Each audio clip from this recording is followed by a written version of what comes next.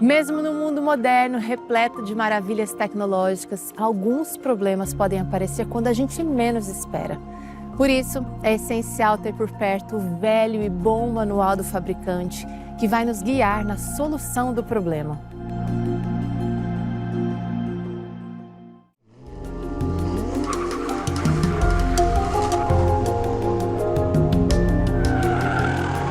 No caso do carro de competição, o manual é muito extenso, como também o carro de rua.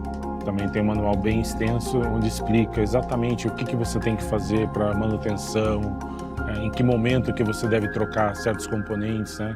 No carro de competição é mais específico ainda, né? Então, como montar um componente, quando trocar esse componente, quando a vida dele já chegou ao fim, né? Porque tudo isso é calculado, né? Tudo por simulações, a gente sabe que cada componente, o quanto ele vai durar, por simulação e por testes físicos também, né? A gente vai para a pista, anda, então assim, a gente tem, vamos dizer assim, um tracking, né? desses equipamentos, e a gente sabe quando que eles vão, assim, falhar ou estar perto da falha. Então temos que trocá-los antes de acontecer. Então assim, é fundamental seguir o manual, seguir essas recomendações, né, das trocas, para que você consiga extrair o máximo daquele seu veículo, né? Novamente aqui no nosso caso, existe uma especificação para cada componente quando trocar, né? E a gente espera que a equipe, no caso, ela siga esse manual e esse esclarecimento de quando cada componente teria que ser trocado. Porque senão, se ele vier a falhar, no nosso caso, é uma corrida a menos, né? É uma perda de uma corrida, a perda de uma vitória, talvez. Então é importante seguir o manual, é importante seguir as recomendações que o fabricante coloca em termos de substituição de componentes.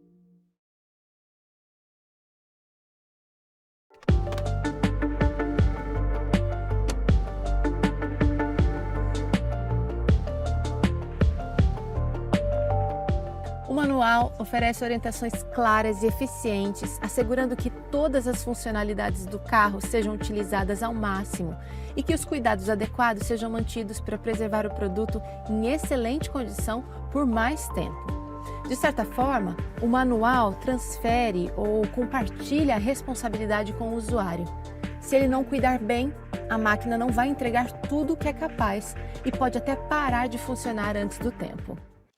Os primeiros carros, criados no final do século XIX, eram mecanicamente muito mais simples do que os veículos modernos de hoje em dia, e eram produzidos em quantidade muito menores. Henry Ford foi o responsável por revolucionar a indústria automobilística com a introdução da linha de montagem móvel, o que permitiu a produção em massa de veículos populares.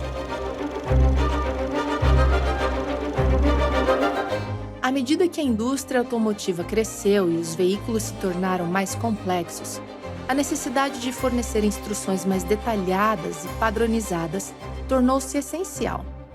Isso levou ao desenvolvimento dos manuais do proprietário, como os conhecemos hoje.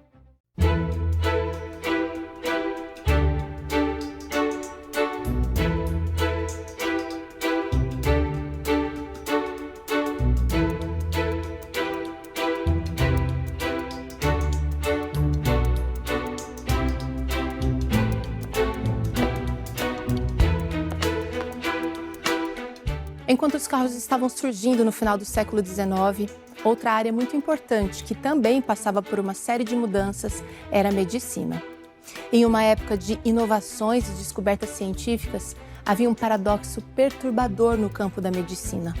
A máquina viva, o corpo humano, permanecia ainda um enigma, não apenas para aqueles que sofriam de diversas enfermidades, mas também para os próprios médicos que buscavam curá-las. Naquela época de conhecimento médico limitado, tanto pacientes quanto profissionais de saúde navegavam às cegas, sem entender o manual necessário para desvendar a complexidade do corpo humano e suas necessidades. Em um cenário de divergências e confusões, a prática da medicina era marcada por tratamentos um tanto ineficazes, que muitas vezes pioravam a condição do paciente, podendo levar até à morte. Um dos casos mais famosos foi o do ex-presidente americano George Washington, que tinha pneumonia e passou por sessões de sangria, onde extraíram quase 2,5 litros de sangue. Esse procedimento não melhorou a sua saúde e acabou contribuindo para a sua morte em 1799. Além das substâncias que hoje são consideradas nocivas à saúde, como o ópio, cloreto de mercúrio e outros estimulantes frequentemente usados para tratar doenças, os hábitos nutricionais eram outro convite para o desenvolvimento de uma saúde precária. Na época de 1830, a dieta norte-americana era baseada principalmente em carne, pão branco, bolos, frituras e alimentos gordurosos. Este cenário destacou a urgência de um novo paradigma em saúde e nutrição, um que pudesse harmonizar os tratamentos médicos com um entendimento mais profundo das necessidades fisiológicas do corpo humano. Assim, começava a busca por uma ciência que não apenas tratasse os sintomas, mas que sustentasse a máquina humana com o cuidado e o respeito que a complexidade dela exigia. A medicina naquela época era extremamente precária. Para você ter uma ideia, um médico levava alguns meses apenas numa universidade para se formar e começar a atender os pacientes. Então havia um conhecimento muito pequeno, baseado em teorias antigas. Eles faziam tratamentos com sangrias, eles faziam tratamentos com drogas tóxicas como mercúrio, estricnina e arsênico e até usavam alguns purgativos na expectativa de eliminar do corpo aquilo que estivesse causando alguma doença. Os médicos não tinham a menor ideia sobre a teoria dos germes, por exemplo, de que existiam bactérias, então eles baseavam seus tratamentos em premissas completamente equivocadas. Por exemplo, eles acreditavam que uma febre era causada pelo excesso de sangue. Como é que eu trato o excesso de sangue? Fazendo uma sangria. Então, aquele paciente que já estava doente, agora vai perder meio litro de sangue, ele piorava a saúde. Então, eles baseavam seus tratamentos em princípios muito antigos, muito equivocados e sem nenhuma comprovação científica. Na verdade, era perigoso até você ir ao médico. A expectativa de vida da população já era baixa. As pessoas viviam 40, 50 anos em média. E quando adoeciam, as pessoas que procuravam um médico às vezes morriam até mais rapidamente, porque o corpo já estava fragilizado com uma infecção como uma pneumonia ou a tuberculose, e no médico as pessoas ainda recebiam tratamentos que na verdade debilitavam mais ainda o corpo, e às vezes o resultado é que a pessoa morria mais rápido do que se ela tivesse ficado em casa. Essa foi uma época marcada por algumas descobertas importantes, então o conhecimento da anatomia humana e também mais para frente eles começaram a descobrir sobre os germes, sobre os micro-organismos, depois que o microscópio foi inventado. E aí eles começaram a estudar alguns tratamentos, como anestesia durante procedimentos cirúrgicos e técnicas também de antisepsia, de limpeza antes da cirurgia. O que para a gente hoje é completamente básico, elementar, naquela época era muito avançado. As pessoas comiam muito daquilo que elas tinham nos seus sítios, nas fazendas, então muita banha de porco, os animais que eles próprios matavam, os ovos das galinhas que eles cultivavam e também das frutas e verduras que eles tinham. Mas imagina que não tinha essa variedade de alimentação, Elas tinham uma alimentação um pouco mais monótona, porque não tinha todo esse transporte, esse acesso que nós temos hoje, de uma maneira globalizada.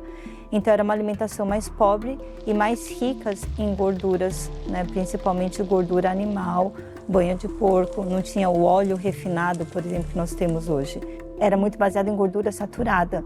E hoje a gente sabe que a gordura saturada está relacionada com o aumento do colesterol LDL, doenças cardiovasculares, síndrome metabólica, diabetes tipo 2, obesidade. Então, a gordura saturada está em todos os consensos, de que realmente faz mal para a nossa saúde. Então, eles usavam muito dessa gordura animal e, lógico, as pessoas elas tinham uma expectativa de vida muito menor do que nós temos hoje.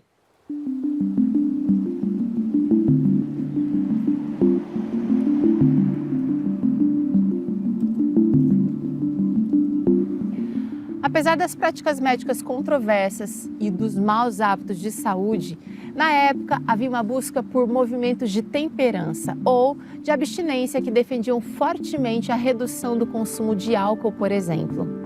Instituições que promoviam tratamentos mais naturais começaram a surgir, propondo uma reforma de saúde mais ampla.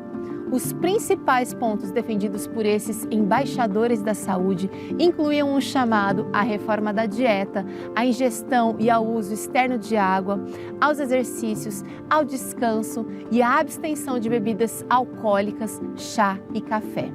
Já o movimento da hidroterapia, por exemplo, se destacou por usar a água em várias temperaturas para melhorar a circulação do sangue e tratar desde dores até doenças crônicas, promovendo tanto a saúde física como a mental.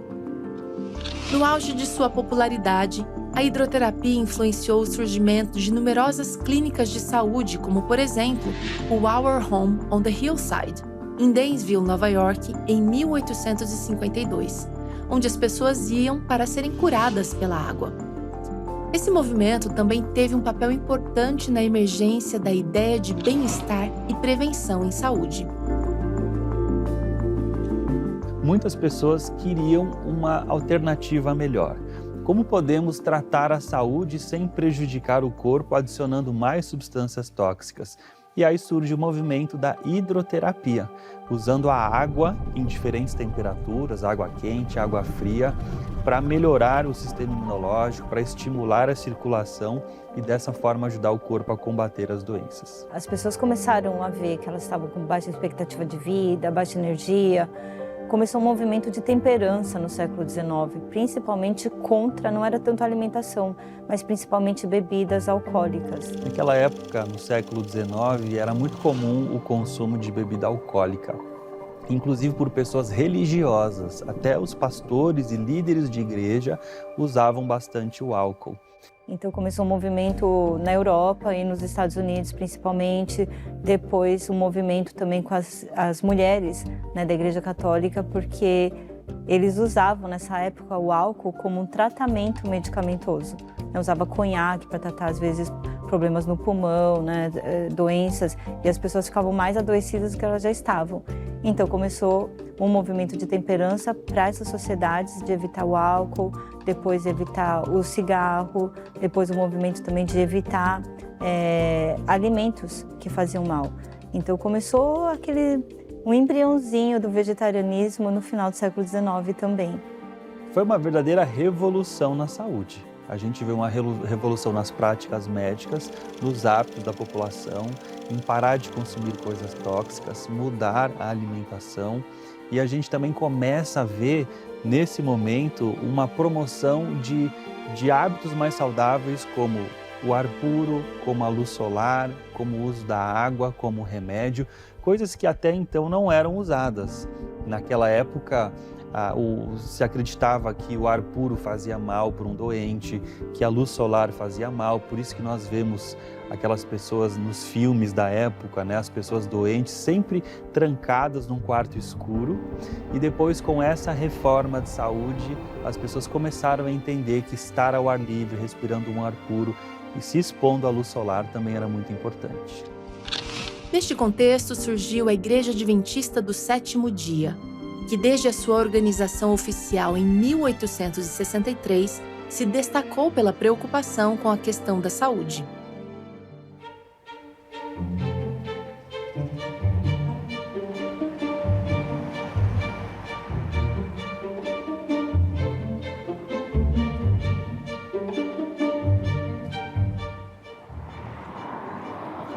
Os pioneiros da igreja estavam certos na necessidade de estabelecer um instituto que se diferenciasse das práticas médicas da época, focando na integração das novas reformas de saúde mais avançadas. O objetivo era criar um centro que privilegiasse o uso dos remédios naturais e as técnicas cirúrgicas e clínicas mais atualizadas, evitando as propostas tradicionais. Acima de tudo, o Instituto levaria em conta a conexão vital entre a saúde espiritual, mental e física. Além de tratamentos inovadores que geravam bons resultados, uma ênfase grande seria dada na prevenção de doenças, educando a comunidade sobre como evitar enfermidades por meio de um estilo de vida saudável. A escolha das práticas de saúde adotadas pelo Instituto seria guiada pelos conselhos inspirados por uma das pioneiras da Igreja Adventista, Ellen White, que testemunhava das revelações dadas por Deus para que pudesse abençoar as pessoas de muitas maneiras. Por sua influência, foi criado o Instituto Ocidental de Reforma da Saúde, marcando um novo capítulo na abordagem da medicina e do cuidado integral. E para entender como tudo isso começou, minha jornada me trouxe até a cidade de Battle Creek, nos Estados Unidos.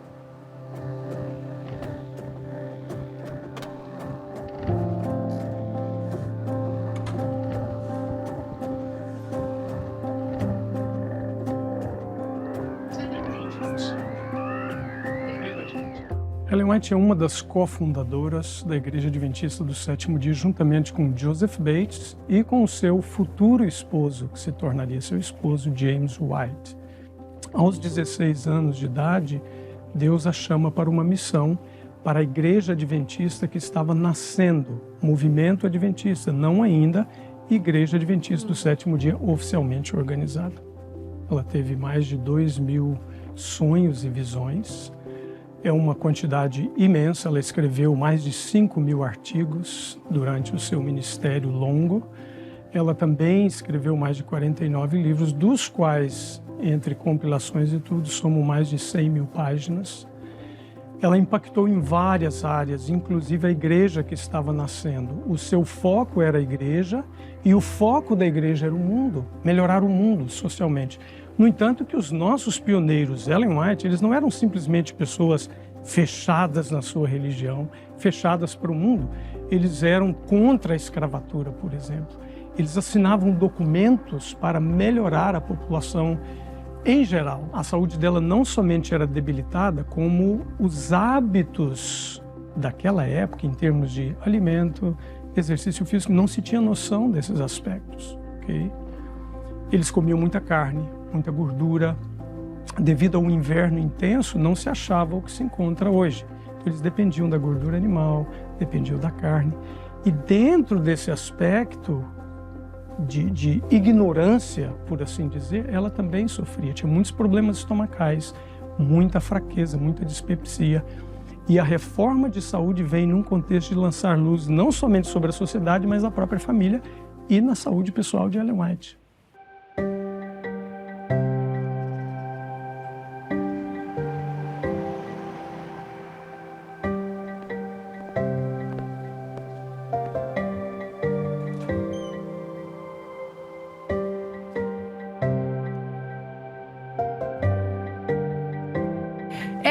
Seu esposo Tiago White, que também foi um dos pioneiros da Igreja Adventista, moravam aqui, nesta casa, em Battle Creek, que fica no estado de Michigan, nos Estados Unidos.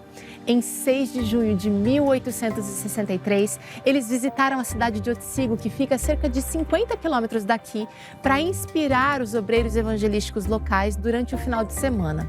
E enquanto o grupo se reunia em oração, Ellen White recebeu uma revelação de Deus sobre a conexão entre a saúde física e a espiritualidade.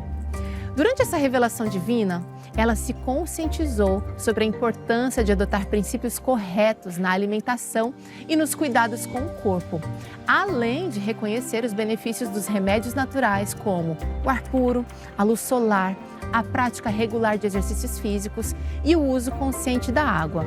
Também a alimentação saudável, a importância do repouso, a temperança e a confiança em Deus. Foram orientações específicas sobre os princípios de saúde que viriam a ser conhecidos como os 8 remédios naturais.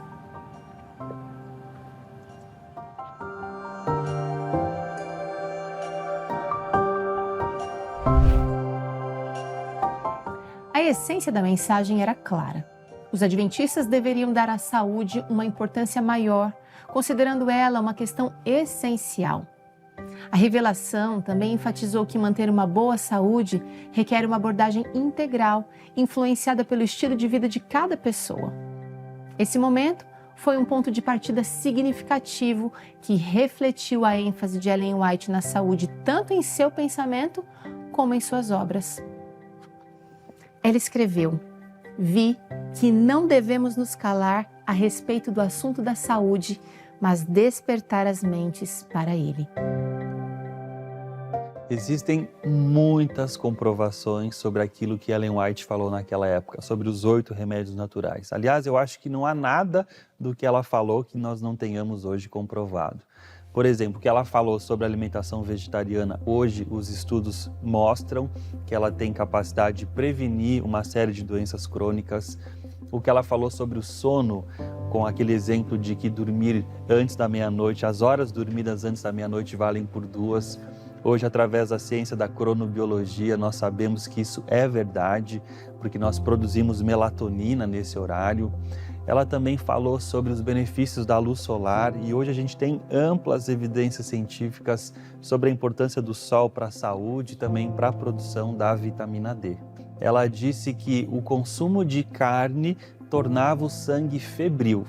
Então ela usa essa expressão, que na época era uma expressão comum, mas hoje nós sabemos que quando uma pessoa tem uma alimentação baseada em carnes, a carne tem alguns ingredientes, como as gorduras saturadas e também a temal, que vão, na verdade, afetar a nossa flora intestinal, aumentar a inflamação crônica e aí essa inflamação vai para o corpo todo. Ela fala muito sobre o papel do exercício físico. Inclusive tem um texto que eu lembrei, que ela diz assim que uma caminhada, mesmo que seja feita no inverno, é melhor do que qualquer remédio que os médicos possam prescrever.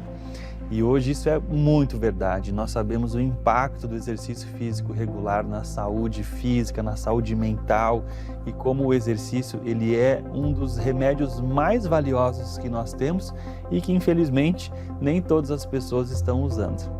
Adotar os 8 remédios naturais na vida pode transformar a nossa saúde.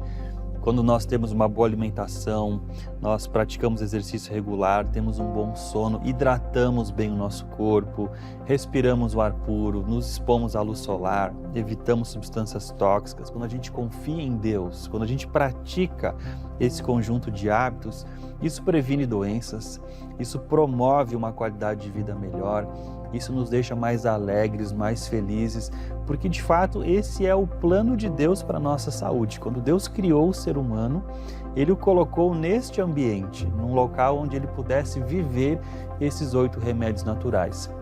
Quanto mais próximos nós estamos de uma vida com base nesses 8 remédios, mais saúde e longevidade nós temos. E quanto mais distante nós estamos, com uma vida artificial, com comida artificial, sem exercício físico, tomando refrigerantes em vez de água, sem exposição à luz solar, ou seja, quando a gente vive esses remédios ao contrário, nós temos muito maior risco de doenças.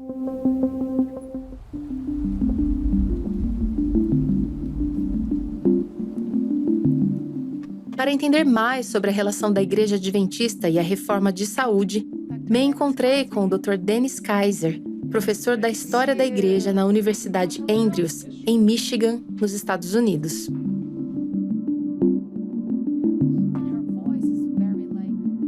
Bem, a Igreja Adventista se organizou formalmente como uma conferência geral em maio de 1863. E no começo era principalmente sobre, compartilhar a mensagem adventista mais amplamente, estabelecer igrejas, enviar ministros para diferentes áreas.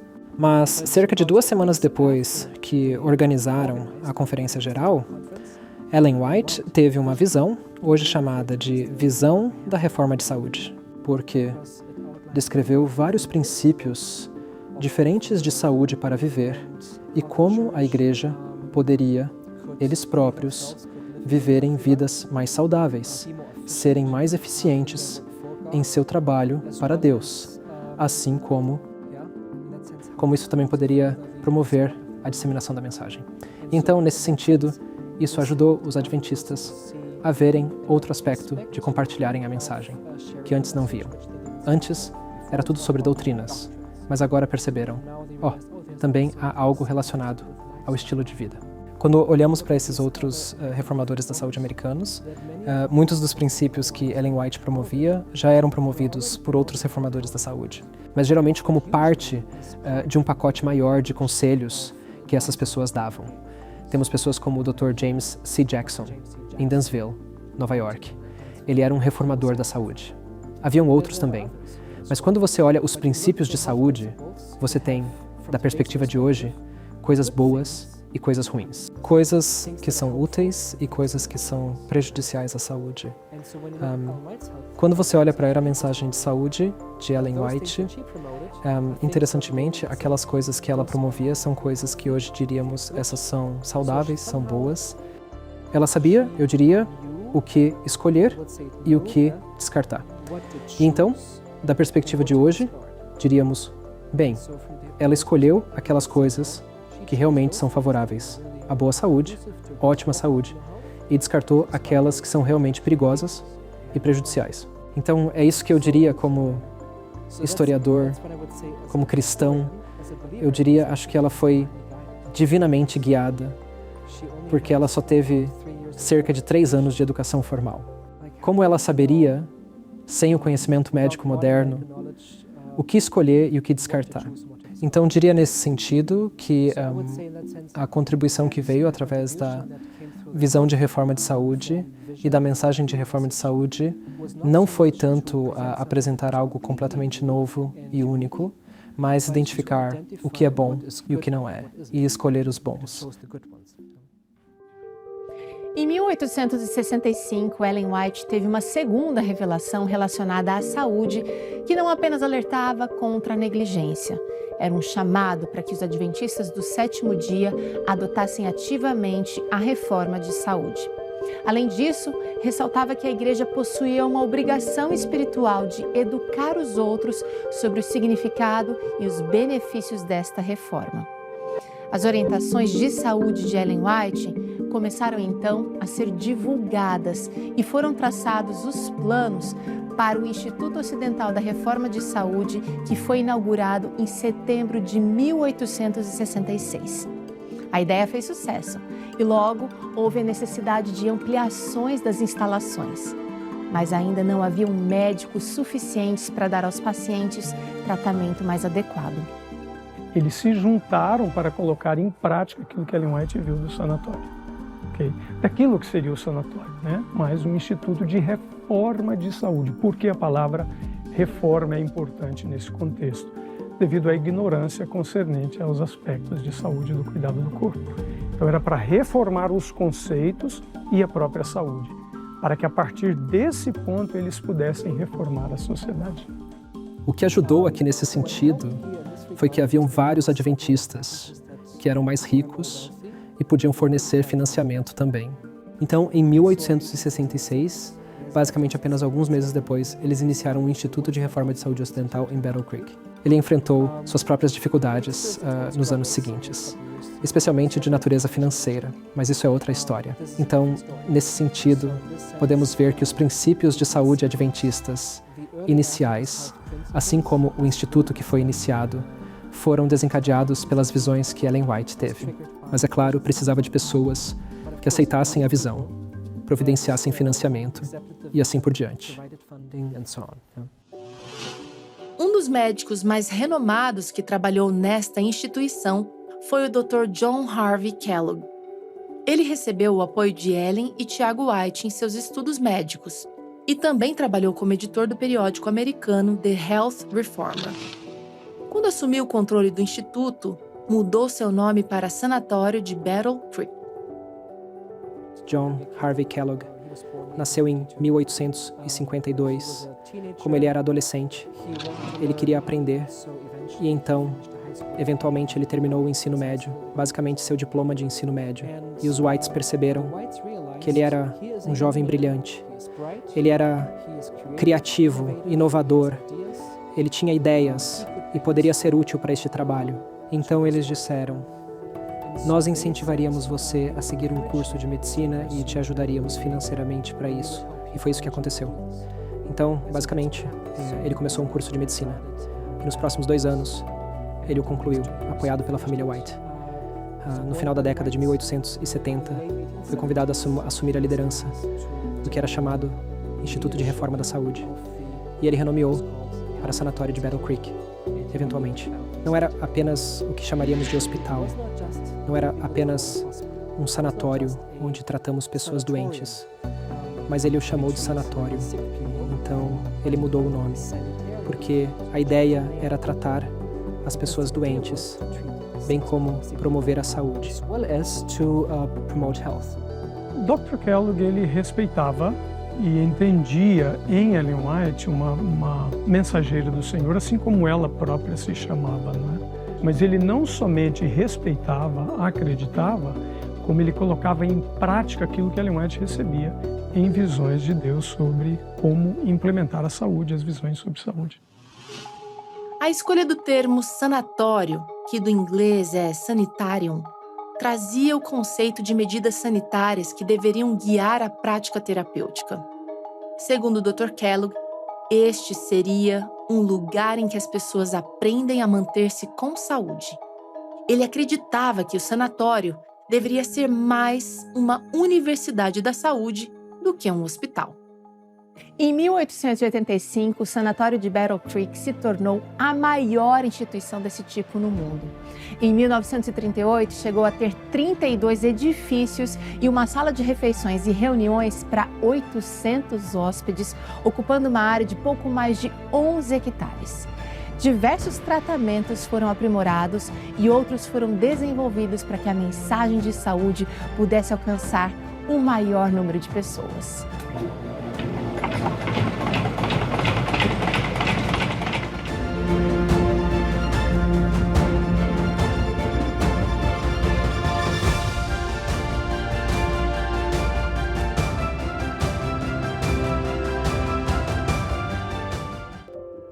Na renomada lista de hóspedes estavam famosos como o pioneiro na fabricação de carros populares, Henry Ford, o industrial no ramo de pneus, Harvey Firestone, os empresários Rockefeller Jr. e J.C. Penney, o inventor da lâmpada incandescente, Thomas Edison, a aviadora americana Amelia Earhart e o 27º presidente dos Estados Unidos, William Howard Taft, que foi o paciente número 100.000 entre tantos outros famosos e anônimos. O sanatório de Battle Creek oferecia medicina curativa e preventiva, mas dava ênfase à prevenção e tinha a reputação de estar entre os mais científicos do mundo, tanto na técnica como nos equipamentos terapêuticos. Ellen White, ela não trabalhava ligado ao Kellogg. O Kellogg trabalhava na parte de saúde, não é? À frente do sanatório, inclusive fazendo cirurgias, etc. Mas Ellen White, ela sempre era como uma conselheira de Kellogg. Ele não só buscava conselhos, como quando Ellen White chegava e dizia, faça isso daqui, o Senhor me mostrou que a prática disso vai ser ok e isso daqui não será ok. No entanto, que quando lhe perguntaram a respeito do sucesso que ele tinha no tratamento, porque Battle Creek se tornou basicamente o centro mundial de tratamento de saúde, conhecido, um lugar de onde vieram reis da Europa, de outros, não é, vieram para fazer tratamentos aqui.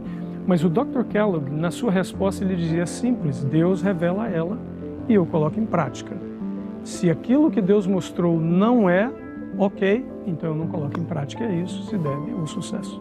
Ele usava basicamente o conceito dos 8 remédios que Deus revelou a Ellen White, ok? Basicamente ele usava eletricidade, ele usava contrastes de calor ou choque de calor, água fria, água quente, baseado em hidroterapia, conceitos que para aquela época ainda não se usava, geoterapia, massoterapia, hidroterapia, exercícios físicos, a pessoa estava enferma, não podia se exercitar.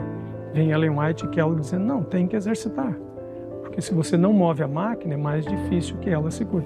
Obviamente, com as suas limitações, mas a pessoa tinha que... Então, todos esses conceitos eram aplicados, baseados naquilo que Ellen White tinha como revelação. Tem muitas coisas que eram inovadoras para a época. Por exemplo, as aulas de culinária, ou seja, haviam instruções de como preparar alimentos saudáveis, isso foi revolucionário para a época. E também a hidroterapia. Eu acredito que esse tenha sido um tratamento que foi muito desenvolvido, especialmente pelo Dr. Kellogg, que foi um grande cirurgião que usava inclusive a hidroterapia durante as cirurgias para evitar tromboses ou infecções. Então nós temos ali livros dessa grossura que foram escritos pelo Dr. Kellogg falando sobre tratamentos com água quente, água fria, o quente contínuo, o contraste, para uma série de doenças. Eles avançaram muito nesse sentido. O que Kellogg fazia de diferenciado? Ele, apesar de ter feito 22.000 cirurgias com muito sucesso, ele aplicava os tratamentos naturais antes da cirurgia e depois da cirurgia no processo de restabelecimento da pessoa. Então isso fazia todo o diferencial. O sanatório de Battle Creek se tornou uma grande referência porque ali o corpo era restaurado e, pelo contrário, né, nos hospitais tradicionais da época que usavam as drogas venenosas, as pessoas tinham a sua vida encurtada, elas morriam mais cedo. Mas quem ia para o sanatório de Battle Creek recebia um tratamento muito diferenciado, não só porque as instalações eram maravilhosas, mas pela filosofia de saúde que se praticava ali. A alimentação era saudável, eles tinham exercícios físicos, os banhos de sol, os tratamentos de massagem, hidroterapia.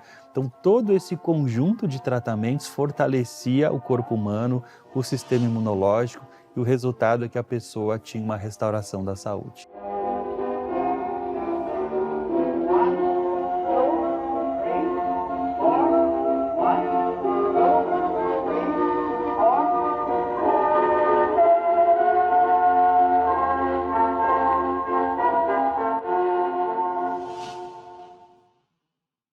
Esses princípios de saúde, eles nortearam o desenvolvimento dessas primeiras instituições adventistas. Então, ali se praticavam todos os 8 remédios naturais, inclusive a confiança em Deus, que começou a fazer parte do tratamento. As orações, né, essa busca pela espiritualidade dava força, dava suporte para o paciente enfrentar o problema de saúde. A mensagem de saúde avançava de maneira prática e vigorosa. Mas o Dr. Kellogg começou a ter alguns conflitos administrativos e teológicos que resultaram em sua separação da Igreja Adventista. Vemos que, em 1902, o sanatório de Battle Creek pegou fogo. E claro, a questão é, ele deveria ser reconstruído em algum lugar. Ellen White sugeriu construí-lo fora da cidade, em outro lugar, não em Battle Creek. Kellogg tinha a mesma visão, mas o sanatório também tinha dívidas. A questão é, como pagamos as dívidas? A cidade de Battle Creek ofereceu reduzir os impostos para que eles não precisassem pagar impostos por um tempo. O seguro disse que se eles reconstruíssem lá, forneceriam o dinheiro. Pessoas ricas da cidade disseram que se reconstruíssem em Battle Creek, também forneceriam fundos. Então ele disse, ok, vamos fazer em Battle Creek, maior do que nunca. Bem, isso era contra o conselho de Ellen White, mas ele disse, bem, todo esse dinheiro só ajudaria a remover a dívida que temos, não a reconstruir. Então a igreja precisa ajudar. Infelizmente, do ponto de vista dele, a igreja disse, nós também não temos dinheiro, não podemos pagar por isso. E então, Kellogg disse, ok, se isso não funcionar, vou escrever um livro. Você publica, eu forneço o manuscrito. Os membros da igreja o venderão. E depois a renda irá para o sanatório para construí-lo. Boa ideia. Então ele escreve o livro, e quando as pessoas começam a ler o manuscrito, elas percebem que suas ideias são sobre a presença de Deus em tudo, e que essas ideias estavam presentes em todo o livro, em todo lugar. E assim a igreja decide não aceitar o manuscrito do livro, não publicá-lo. E para Kellogg é como, ok, mais uma tentativa, que não deu em nada. E agora? E assim, basicamente, a cada tentativa, ele acabava num beco sem saída. E assim isso criou mais e mais tensões com a igreja. E o resultado final foi que, basicamente, a igreja local dele disse, precisamos conversar. E assim eles tiveram uma entrevista de 7 horas, onde basicamente ele disse, não pago dízimo há 20 anos e já estava pensando em deixar a igreja algum dia. E assim, no final, eles apenas disseram, tudo bem, temos que seguir caminhos separados. E então eles removeram o Dr. John Harvey Kellogg de certa forma.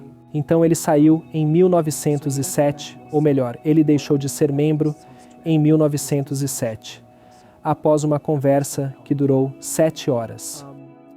Que ele se separaria da Igreja Adventista era algo que já vinha crescendo em sua mente há alguns anos, pelo menos desde o início da década de 1890. E que isso realmente tenha acontecido apenas materializou o que ele já havia sentido antes.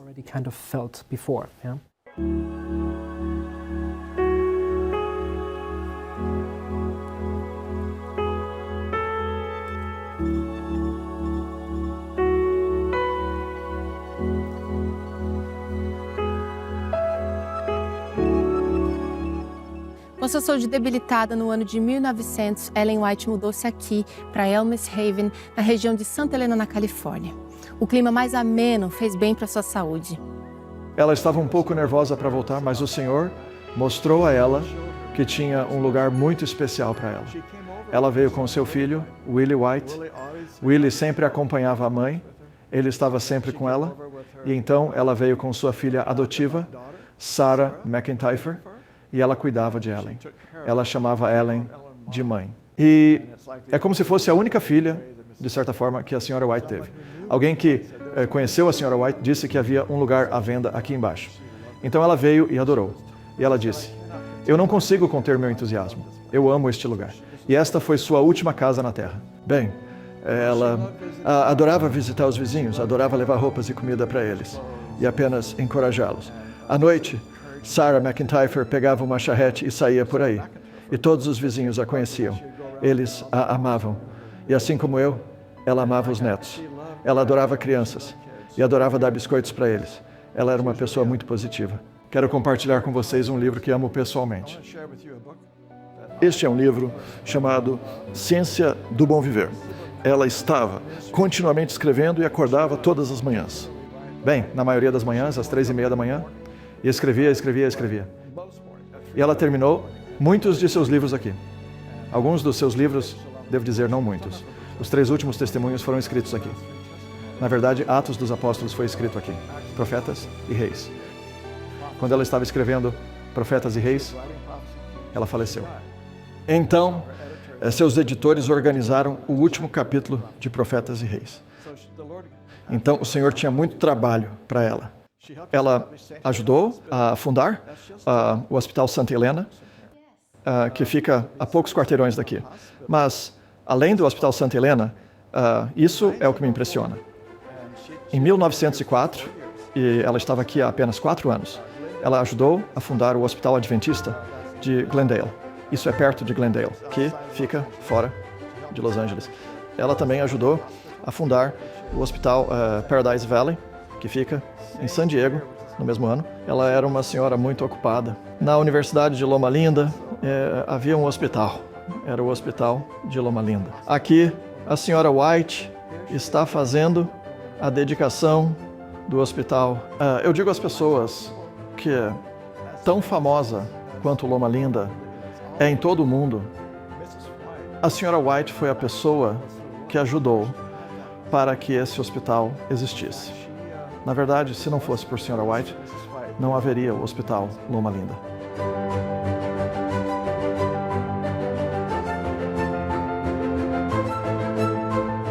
Em 1905 foi publicado o livro The Ministry of Healing, em português, A Ciência do Bom Viver, com instruções sobre os princípios do viver saudável, os 8 remédios naturais, cuidado de doentes, como viver uma vida cristã positiva e como ensinar os conhecimentos a outras pessoas.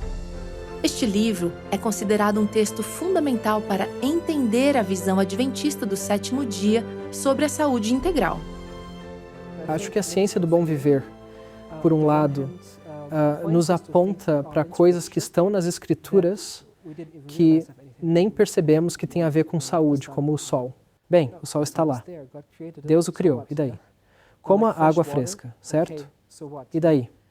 E então, Ellen White está apontando para essas coisas que Deus criou e como todas elas são favoráveis à saúde ideal. Muitas vezes, quando falamos sobre saúde, digamos, pelo menos no passado, em termos médicos, nos concentrávamos apenas em, ok, você tem esse problema, você apresenta sintomas, aqui estão alguns remédios que ajudam a tratar esses sintomas. Mas nos escritos de Ellen White, especialmente em A Ciência do Bom Viver, ela mostra a interconexão do nosso ser, do mental, do espiritual, do físico, você pode dizer do emocional, e que qualquer coisa que afete uma área da nossa existência pode ter efeito em outras áreas também. Mas esse não é o único aspecto, é também sobre como tudo isso pode contribuir para construir um relacionamento melhor com Deus. Porque Deus quer se comunicar conosco através do nosso cérebro. Mas se fazemos coisas que afetam o nosso cérebro, nesse sentido, é mais difícil para Ele se comunicar conosco. E assim, o que encontramos no Ciência do Bom Viver é, eu diria, um livro maravilhoso quando se trata de princípios e conselhos.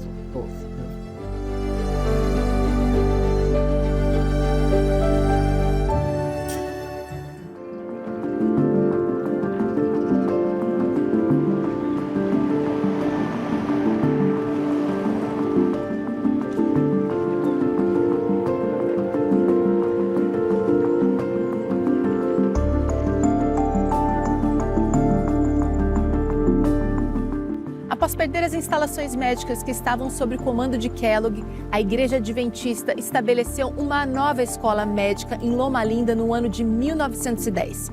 Naquela época, a área já contava com o Instituto de Reforma de Saúde e uma escola de enfermagem.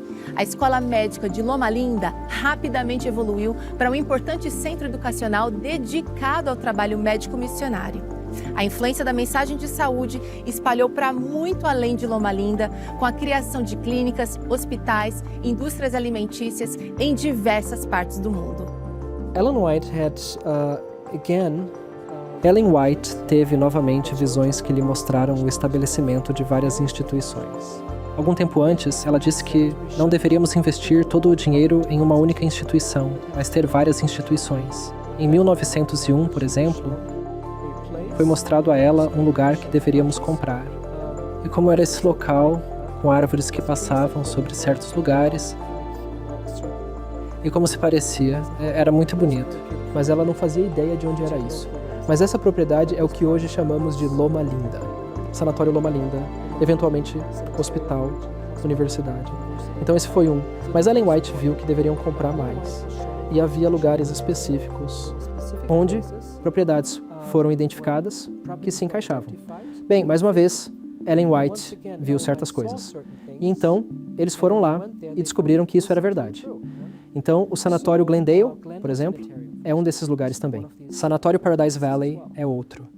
Então, em um curto período de 1 ou 2 anos, um pouco mais de 1 ano, eles compraram 3 propriedades que se tornaram 3 sanatórios. Então, eles tinham perdido um, mas agora tinham 3 a mais do que antes.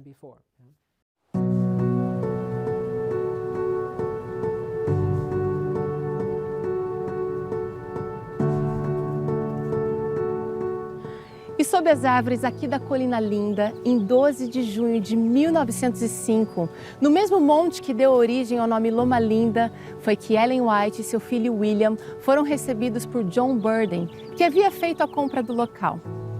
Willie, disse Ellen, eu já estive aqui antes. Ao que ele responde, não, mamãe, você nunca esteve. E ela diz, então, esse é exatamente o local que o Senhor me mostrou, porque me é muito familiar.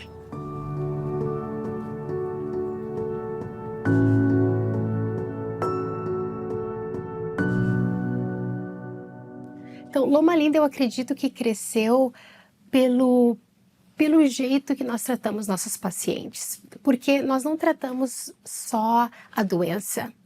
Se tu vê aqui na cidade ou onde tu anda, sempre tem escrito algumas palavras, the whole, o que seja compreensivo, the whole man, não é só a doença, mas é o todo.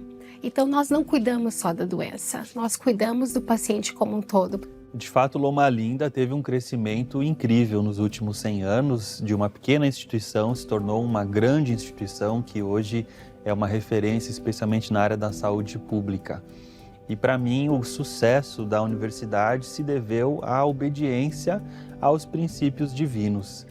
Loma Linda não foi uma universidade criada por homens, mas ela foi uma instituição que foi orientada por Deus. A escolha do local, o propósito dela, os cursos que ela oferecia, tudo isso seguiu um plano divino e por isso que ela se desenvolveu bastante. Lá sempre foi dada a ênfase no ser humano de forma integral, na busca pela espiritualidade, em formar não apenas bons profissionais, mas em formar missionários.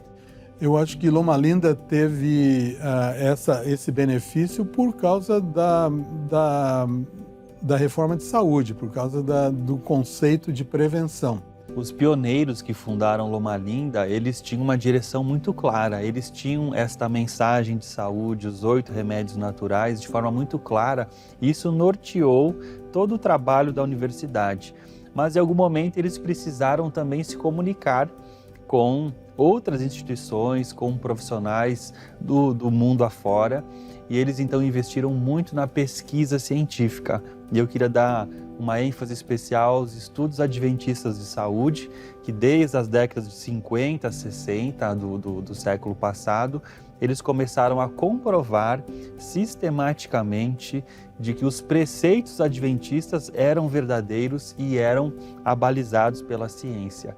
Então nós temos hoje várias descobertas científicas importantes que norteiam hábitos de pessoas no mundo todo e que tiveram a sua origem nos estudos de Loma Linda.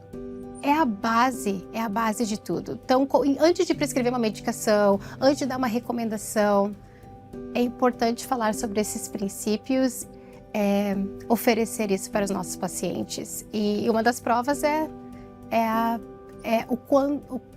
sendo uma dessas cidades, das zonas azuis, porque nossos pacientes acabam vivendo muito e é uma combinação de fatores, né? Tem a igreja, a comunidade, a dieta, exercício físico, é a combinação desses 8 princípios, cada um de um jeito diferente, mas que resultam em uma boa qualidade de vida e uma boa longevidade. Aqueles que seguem os conceitos do estilo de vida vão ter uma vida mais prolongada, vão ter uma vida com maior funcionalidade e uma vida com menos sintomas.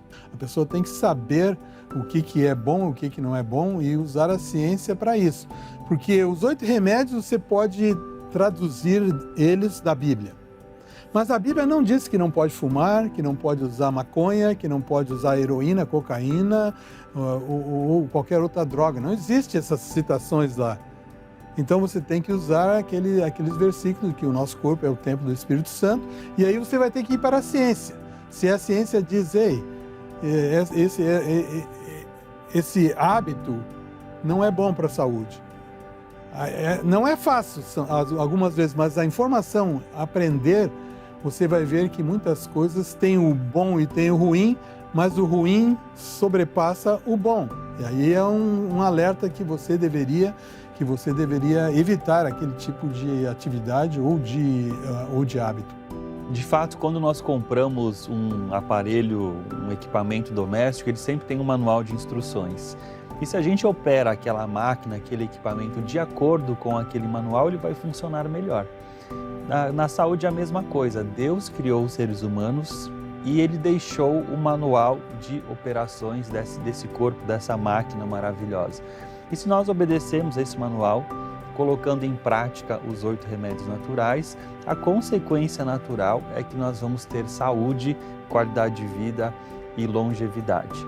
E esses princípios sempre tiveram na base de toda a instituição adventista, seja ela um hospital, uma clínica ou até mesmo uma escola. Então, os pacientes ou os alunos, eles são expostos a esses princípios, a esses 8 remédios naturais e são estimulados a incorporá-los no seu estilo de vida. O Criador nos mostrou a melhor maneira de praticar a arte de curar. Seus remédios são agentes simples da natureza, que não vão sobrecarregar nem enfraquecer a máquina humana mediante suas propriedades incríveis.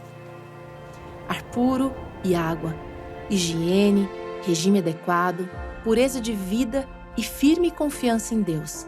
São remédios deixados de lado que fazem milhares de pessoas morrerem aos poucos. Ellen White, no seu livro A Ciência do Bom Viver, escreveu: o processo da natureza para curar e construir é gradual, e isso parece vagaroso ao impaciente. Demanda sacrifício e abandono das nocivas condescendências. Mas no fim, se verificará que a natureza, não sendo impedida, faz seu trabalho sabiamente e bem. Aqueles que perseveram na obediência às suas leis ganharão em saúde de corpo e alma. Os remédios naturais não surgiram em 1863, mas já existiam desde a criação do mundo e do homem. Esses princípios bíblicos de saúde refletem a sabedoria divina sobre como manter e restaurar a saúde do corpo, da mente e do espírito. Assim como o manual de um carro contém informações que ajudam a garantir a utilização correta do veículo, Deus nos deu a Bíblia e as orientações inspiradas de Ellen White para que a nossa máquina humana possa funcionar em seu potencial máximo, evitando doenças e inspirando outras pessoas com o testemunho da mensagem de saúde.